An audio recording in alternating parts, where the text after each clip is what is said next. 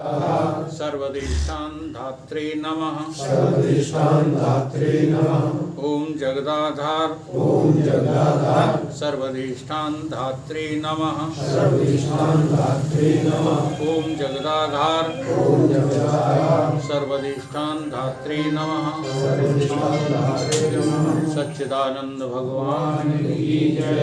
सत्य सनातन धर्म की जय। सतगुरुदेव भगवान की जय।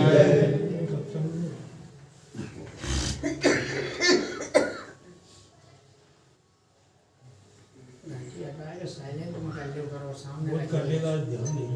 सामने रख लेगा तो इम्पोर्टेंट कॉल आएगा।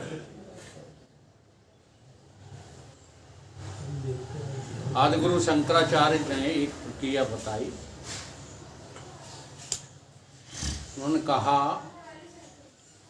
चिद छाया जो है, छाया अहंकार ऐक्यम तप्तता है पिंडवत मतम तद अहंकार तादात्म्यात् देहस्य आत्मचेतनात् गात। इस श्लोक का जो है हिंदी भावार्थ क्या है? चिद छाया, चेतन का जो आभास है चिद छाया, और अहंकार, ये दोनों एक ही हैं। ये दोनों ऐसे मिल गए हैं कि इनको अलग करना असंभव सा लगता है। असंभव नहीं है लेकिन लगता है। और ये एक होकर के यह क्या कर रहे हैं? ऐसे हो गए हैं जैसे कि लोहा और अग्नि आपस में मिल जाएं तो उनका पिंड फिर जो है, लोहा अग्नि दिखाई देता है, अग्नि लोहा दिखाई देती। और इसी पिंड ने, ये अहंकार और चिदाभास जो एक हो गया है, इसी ने आपकी देह से तादात्म्य कर लिया है। और तादात्म्य करके तुम्हारी देह को भी चेतन बना दिया। इसलिए ये गेंद सी उल्टी फिरती रहती है। अब इस प्रक्रिया को ठीक से समझना है। अगर अंतर्मुख होना जो है आ जाए आपको ना, तो ये बिल्कुल स्पष्ट नजर आता है। वो अंतर्मुख होना नहीं आता है तब तक वेदांत के सूत्रों को रटते रहिए। कभी ना कभी तो पड़े हैं जब किनारे पर, कभी तो लहर आएगी। चिदाभास, चिदाभास क्या होता है? जैसे किसी जगह पर जल भर करके रख दो तो उसमें सूर्य का जो प्रतिबिंब दिखाई दे रहा है वो क्या है? सूर्याभास। उसको क्या कहोगे? सूर्याभास कहोगे। कहोगे कि नहीं?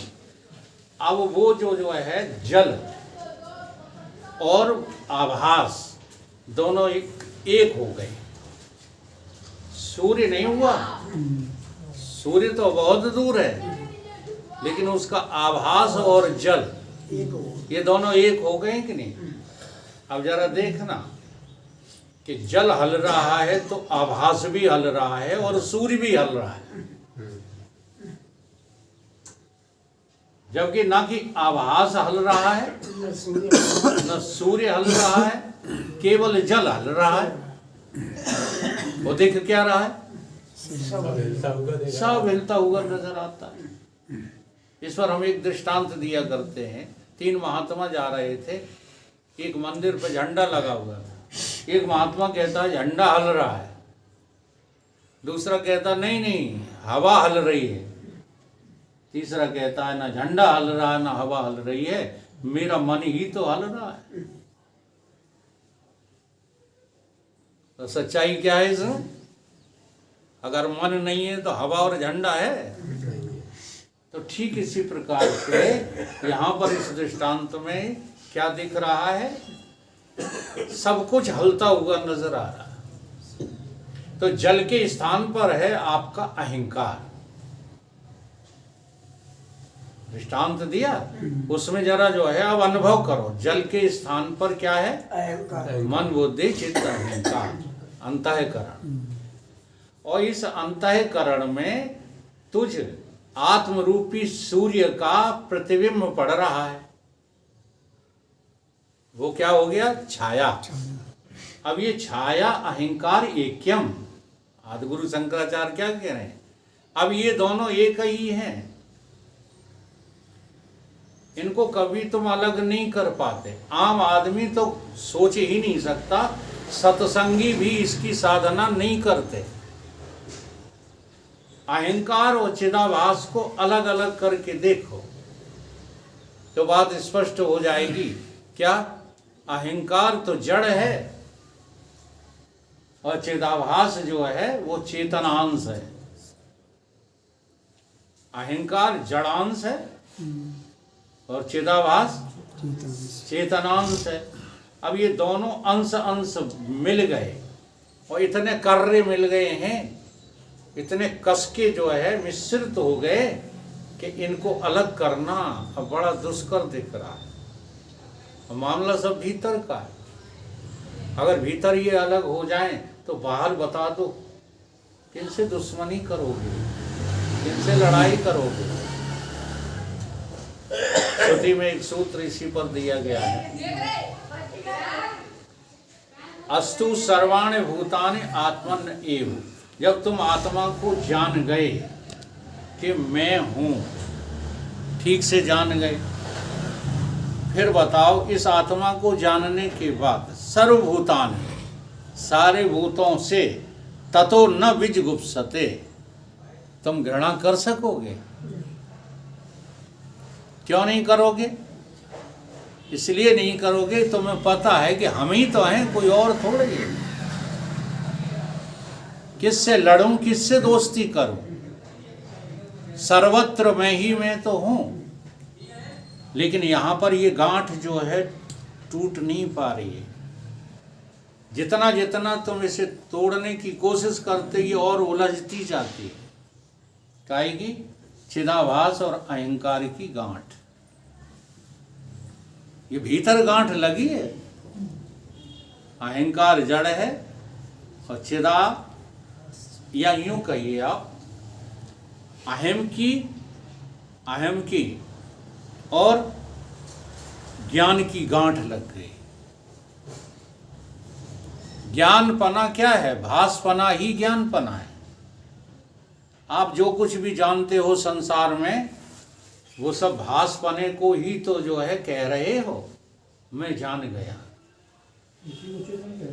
मैं जान, हाँ, आभास को चेतन जो है कहते रहते हो, जबकि आभास चेतन नहीं है। जड़ चेतना ग्रंथि। हाँ जी, बात को समझिए। चेतन के आभास, छाया, अहंकार ऐक्यम, इनकी गांठ पड़ गई है। और ऐसी गांठ पड़ गई है, ऐसी गांठ पड़ गई है कि इनने आगे जाकर तुम्हारी देह को भी क्या बना दिया है? उसी गांठ गठीले में तुमको ढाल दिया है। देहस्य, तुम्हारा देह भी जो है उसी जो है मिश्रित भाव से चेतन नजर आ रहा है। स्वतंत्र चेतन तुमको नजर नहीं आता। नहीं तो देह नाम की कोई चीज है ही नहीं, अहंकार नाम की कोई चीज है ही नहीं, चिदाभास नाम की कोई चीज है ही नहीं। केवल चेतन ही चेतन। ये कब समझ में आएगा? जब तुम इस तादात्म्य को ठीक ढंग से समझने की कोशिश करो। ये तुम्हारा अहंकार ही अब जो है लपकता रहता है, जहां देखो तहां तादात्म्य कर बैठता है। देह से भी तादात्म्य किसका है? अहंकार का। साक्षी से भी तादात्म्य किसका है? अहंकार का। इसलिए तुम कहते तो हो कि मैं आत्मा हूं, लेकिन केवल अहंकार किए घूमते रहते। वेदांती ज्यादातर क्या कहते हैं? अहम ब्रह्म, ब्रह्म अस्मि, अहम ब्रह्म अस्मि। न ब्रह्म को समझा, न अहम को समझा, न अस्मि को समझा। ये गांठ तोड़ने की कोशिश नहीं की, बल्कि जो है गांठ गठीले बने चिल्लाते रहे, अहम ब्रह्मास्मि, अहम ब्रह्मास्मि। इसी का तो भजन करना है। अब वो कहते हैं भजन करो, काय का भजन कर? जब कुछ बात समझ में आए तब तो भजन करें। तो अब इस गांठ को जो है तोड़ना है। अब ये टूटेगी कैसे, इसके बारे में फिर से उदाहरण लेता हूं, फिर से चिंतन करो। जल, जल माने अंतःकरण, ठीक है। अब ये जल जो है अगर बर्फ बन जाए, थोड़ा सा जो है चिंतन करना शुरू करो, दृष्टांत में से फिर सिद्धांत में आओ। अगर ये जल व बर्फ बन जाए तो बताओ क्या प्रतिबिंब पड़ेगा? सूर्य का प्रतिबिंब पड़ेगा क्या? नहीं पड़ेगा। क्यों नहीं पड़ेगा?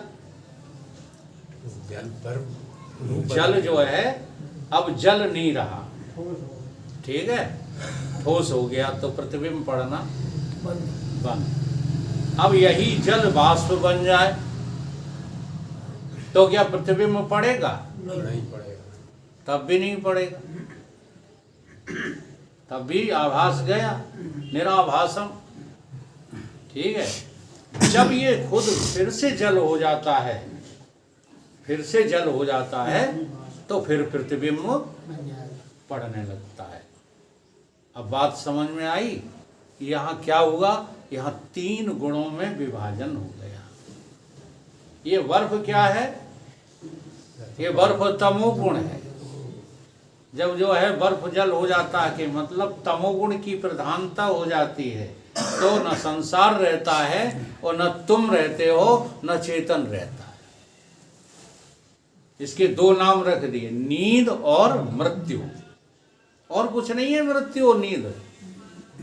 तमोगुण की अधिकता का नाम ही क्या है? नींद और मृत्यु, ठीक है। और सतोगुण की अधिकता का नाम बाष्प हो जाना। तब बाष्प जब हो जाते हैं तब तुम्हारी समाधि लग जाती है। तुम सोते तो नहीं हो, मरते भी नहीं हो, लेकिन फिर भी वहां पर प्रतिबिंब नाम की कोई चीज नहीं है। वहां केवल चेतन है, केवल मैं। लेकिन उतने काल के लिए ही वो मैं है समाधि में। बाष्प हुआ है जब तक जल, तभी तक तुम निराभासित लग रहे हो। और जैसे ही फिर या तो जो है बर्फ बन जाएगी बाष्प, या जल हो जाएगी। और जैसे ही जल हुआ तैसे ही क्या बन गई? जागृत बन गई और स्वप्न बन गया। फिर भटकने लगे। तो जरूरी नहीं है कि समाधि में लगा रहने वाला व्यक्ति मुक्त ही हो जाए, ये जरूरी नहीं है। हाँ, बाष्प बन जाएगा, बाष्प बन जाएगा, निराभासित तुम मगन हो जाओगे, तुम्हें आनंद की अपनी अनुभूति होने लगेगी। लेकिन पता बता समाधि में भी कुछ नहीं लगा पाते। पता जब भी लगेगा तब जागृत अवस्था में लगेगा। इसलिए इन तीनों अवस्थाओं का ठीक से जो है चिंतन करो। क्या करो? बर्फ क्या है? सुसुप्ति अवस्था, ठीक है। जल क्या है? स्वप्न और जागृत अवस्था।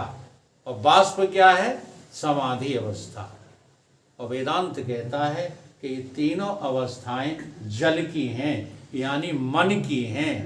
तुम तो अवस्थातीत हो, तुम्हारी कोई अवस्था यह है वेदांत। समाधि लगने लगी, हाँ, मगन रहते हैं हम तो। हमारे मुरारी लाल काका, हम तो मगन, काय में मगन रहते हैं। अभी भी मर के जो है नरक या स्वर्ग जाओगे, इसको मत जो है मस्ती समझो। ये 2 कौड़ी की मस्ती नहीं है। मस्ती तब समझना जब सबको नकार सको। हाँ, ना हम सोते हैं, ना हम जगते हैं, और ना हम स्वप्नवत हैं। हम इन तीनों से परे जो हैं सोई हैं। जब ऐसा तुम्हें पता लग जाए, तुम्हारा मन बर्फ हो जाता है तो तुम मर जाते हो, बेहोश हो जाते हो। जब तुम्हारा मन बाष्प हो जाता है तो तुम समाधि लगाने लगते हो, और जब तुम्हारा मन जल का जल रह जाता है तब तुम जागृत और स्वप्न में कार्यरत हो जाते हैं। मुक्ति एक भी जगह नहीं है। मुक्ति क्यों नहीं है? क्योंकि कहीं ना कहीं ये हमारा जो मन है, अहंकार है, ये तादात्म्य किए बैठा है। कहीं आत्मा से सत्संग सुन लिया तो तादात्म्य आत्मा से हो गया, साक्षी से हो गया। और सत्संग जो लोग नहीं सुने हुए हैं उनका तो जगत से ही तादात्म्य रहता है, देह से ही तादात्म्य रहता है। हाँ, इतना जरूर है कि कुछ मन की प्रोग्रेस हो जाती है समाधि में, बाकी जो है मन मुक्त नहीं हुआ। जिसको कहा गया है मन तू ज्योति स्वरूप है, अपना मूल पिछान। तो मूल को नहीं पहचान पाते। मूल को क्यों नहीं पहचान पाते? क्योंकि जिसकी वजह से ये सब लग रहा है उसको अभी हमने मैं करके नहीं जाना। हाँ जी, जिसका नाम क्या है? सो हम। वो जिससे ये सब हो रहा है,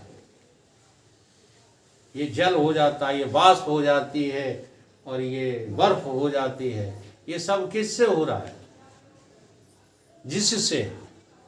बस इस अर्थ को हम गलत ले लेते हैं। जब जिससे कहा जाता है जिससे ये सब हो रहा है, दूसरा देखो तो हम जिससे का अर्थ क्या लगाने लगते हैं?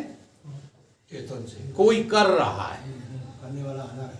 हाँ, ये करने कराने वाला कोई नहीं है। जिससे का अर्थ है कि तुम अनुभव करो कि ये सब कुछ जो हो रहा है वो हम ना होते तो कैसे हो जाता। हम ना होते, हम हैं तभी तो सब है। विचार करो। इसलिए कहा है गोस्वामी जी ने, सो हम। सो हमको हैं। हम अहंकार नहीं है, हम मन बुद्धि चित्त नहीं है, हम वो हैं जिससे सब है। और जिससे पूरा ब्रह्मांड है हम वो हैं। तो अब हम कौन हो गए? अखंड। अखंड हो गए कि नहीं हो गए? ब्रह्मांड हो गए कि नहीं हो गए? तब दूसरा कोई ब्रह्मांड है हमारे सिवाय? नहीं है। इसलिए सोहम की धुन सुनत ही पाप गए यम पास। पापी कोई है नहीं, सब हो गए हैं खास। सब हो गए हैं खास, रहन अब कहाँ हम जाई। यम बोले तब डांट, रहो बसो वहां जो कहते को हम। और बने हैं पापी जीव, डरे जो कहते सो हम। इस भ्रांति को जो है मिटाइए। इसी भ्रांति ने तुमको जो है विचलित किया है।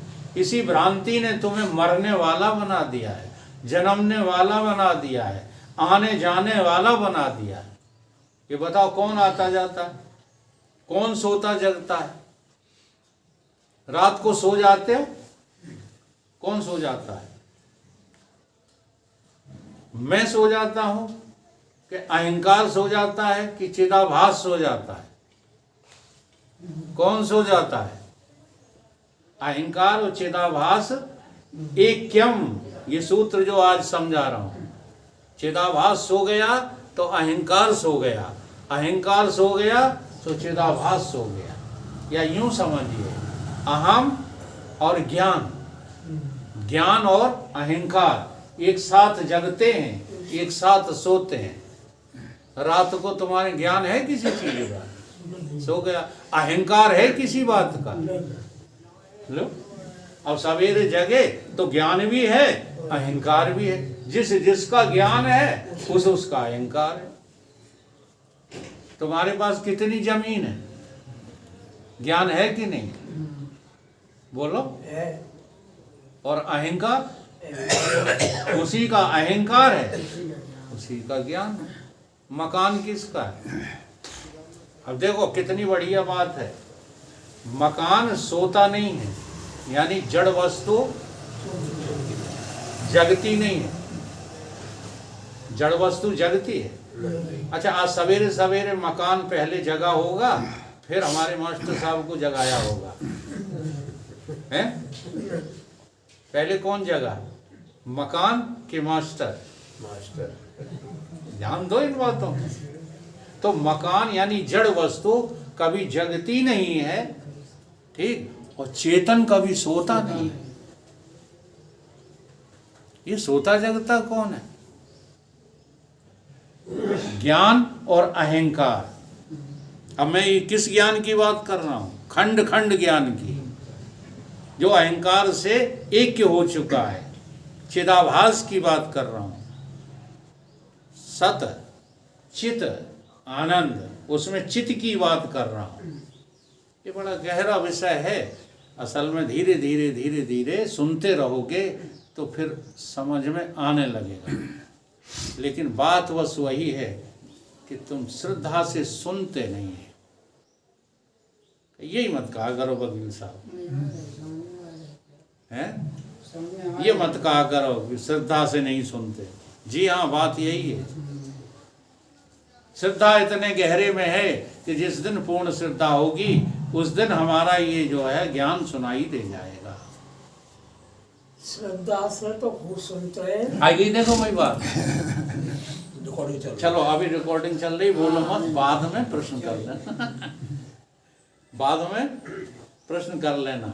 तो मकान जो है जगता नहीं है और चेतन सोता नहीं है।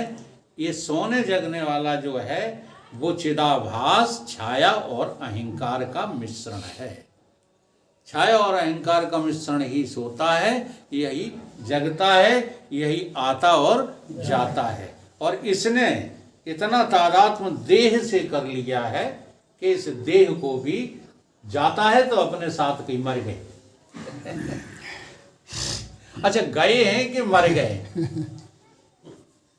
क्या शब्द ज्यादा सही होगा? है ना? अपन लोग क्या कहते हैं? मरे गए। अब जो गए हैं वो आएंगे जरूर। अब वो बात अलग है कि तुम्हारी नॉलेज में ना आए, लेकिन आएंगे तो गए हैं तो आएंगे। अब एक वो है जो न जो है सोता है, न जगता है, न आता है, न जाता है, न जन्मता है, न मरता है। और सब ये होते रहते हैं, उनमें वो मौजूद रहता है। वो कौन है? उसका नाम क्या है? बस उसी के प्रति जो है हम भ्रमित हैं। और इतना जो है गहरा भ्रम है कि हम कुछ का कुछ जो है समझने लगते हैं। एक गुरुदेव भगवान जो है, एक पुरुष जी उदाहरण देते हैं, है उस काल का उदाहरण जब साधु लोग कपड़ा गेरुआ से रंगते थे। ये कपड़े रंगे जाते थे। हमारा भी एक जो है वस्त्र बनवाया है बाबा ने, वो रंगा है उन्होंने। पहन के दिखाएंगे आपको, लेकिन दिखाएंगे वहीं आश्रम पे। हाँ, वो बनवाई है, वो क्या बोलते हैं? बंडी। बंडी।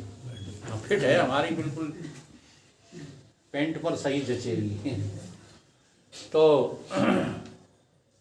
शाम को कपड़े रंगे गए। अब वो गेरुआ जो था वो बाल्टी में रखा, छोड़ दिया। सवेरे एक महात्मा गए लैट्रिन के लिए, तो बाल्टी से कमंडल में पानी ले लिया और जा कर के सोच करने लगे। जा करके जब सोच करके लौट के आए तो सवेरा हो गया। देखा उन्होंने कि लाल लाल हाथ, बायां हाथ, और जो हाथ उन्होंने अपना लाल लाल देखा तो उनका चेहरा पीला पड़ गया। घबरा गए उन्होंने कि क्या हो गया। तो अपने संगी साधुओं को बताया। महाराज जी कह रहे थे, उनमें हम भी उनके संगी थे, कि महाराज ये क्या हो गया। तो हम भी घबरा गए। उनके ले चलो इन्हें। वैद्य के पास गए। वैद्य ने कहा कि भाई तुम्हें कोई तकलीफ महसूस हो रही है पेट में या और कहीं मल द्वार पर? कि नहीं, तकलीफ कुछ नहीं हो रही है। तो वहाँ जाकर देखो जहाँ सोच गए थे। फिर गए लौट कर वहाँ कुछ खून वून के कतरे मिले कि नहीं, वहाँ भी कुछ नहीं मिला।